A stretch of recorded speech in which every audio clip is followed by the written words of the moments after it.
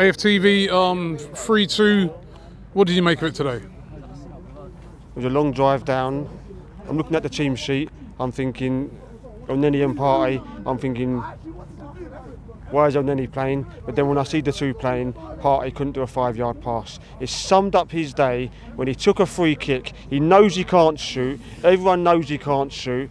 Thomas Partey, do not take free kicks. We had a bloke standing over it against Burnley, whipped one over in the back of the net. He runs over it, and to sum up the whole game and the day, he hits him. He hits the free kick and he hits his own man, our own player, and goes out for a goal kick. So Thomas Partey has got to step up, because he's one of the big game. He's one of the big game people. And when we signed him from Atletico Madrid, you was all happy. You put out a #1 single. It was all going great. And then what happened was nobody else was going in for him. So that questioned it a little bit in my head, thinking, why isn't somebody else going for him? Why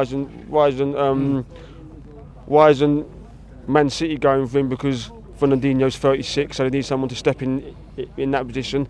He come to Arsenal, and I was pleased because we know he can perform as a world-class player, but he's just not stepped up in this game. He's just not stepped up. He should be dominating that midfield when he got Fred and McTominay. He should be showing who's boss. He's a box-to-box. He should be using his strength, and today he went missing. In that second half, he was a little better, but not much. Not much. I thought he was shocking for a player we expect so much from. Overall, when you look at the Arsenal performance today, you know, there's been a few people who have been pretty scathing. Overall, when you look on it, did you see I don't know. I also think some people were watching a different game to me. I thought it was a very close game that's turned on a penalty. That's my opinion. In the first half, I'm not saying we played brilliantly, but I'm saying in the first half we scored, but I thought they were always on top. They were always on top marginally. It weren't like we was on top. We scored, but I've said it before about Pepe. Pepe needs to get in the team. Now, when I asked you who had the better season last year, Pepe or Saka, it's going to be no difference. It'll be Saka. But Pepe scored double the amount of goals.